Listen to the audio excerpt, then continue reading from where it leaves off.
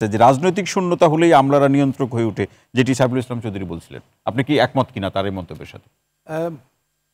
Different perspective আছে আর কি। একটা বিষয় হলো ধারাবাহিকতাটা একটু বলি আর কি, যে আমলাতন্ত্র যে পচেছে, পচার প্রসেসগুলো দেখেন। গত 16-17 বছরে আমলাতন্ত্র কিভাবে পচেছে। নির্বাচন কেন্দ্রিক আমলাদেরকে ব্যবহার করবার একটা কালচারই তো মেইনলি হচ্ছে আমলাতন্ত্রকে পলিটিসাইজ করে।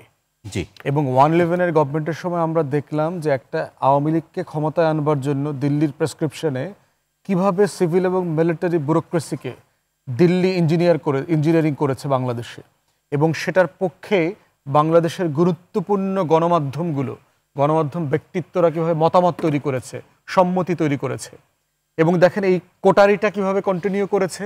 মুক্তিযোদ্ধা কোটার নামে আওয়ামী লীগ, ছাত্রলীগ, যুবলীগ এবং আওয়ামী পরিবারের সন্তানদেরকে পোষ্য আকারে কিভাবে প্রশাসনে ঢুকিয়ে দিয়েছে।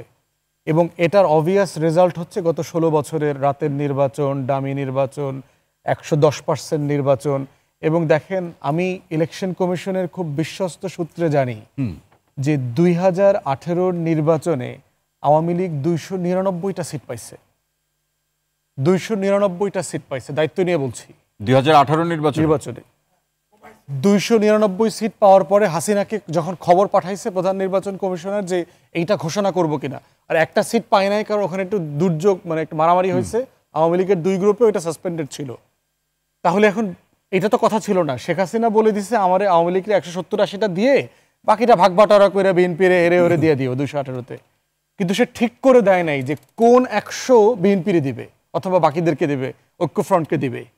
এখন লোকালি প্রার্থীরা যেটা করছে, কারণ আমারটা সারমুকেন, তারা ডিসিএসপিরা ভয় পাইছে, আমাদেরকে তো বলে নাই এই সিট ছাইরা দিতে, তো কোনটা কারে ছাইরা দিয়ে আবার আমি বিপদে পড়ি, সব আওয়ামী লীগের দিয়ে দিচ্ছে। টাকায় টোকায় রাতের বেলা ভোট করে পুরো টাকা দিয়ে দিচ্ছে।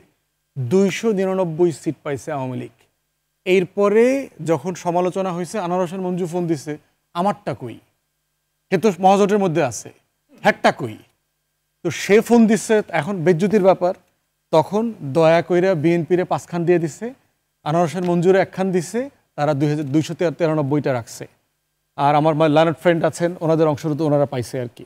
তাহলে এখন দেখেন পুরো 73-এর আমলাতান্ত্রিক নির্বাচনকে রেপ্লিকা করেছে 2018 সালে, 299 আসনের নির্বাচন করে দিয়েছে।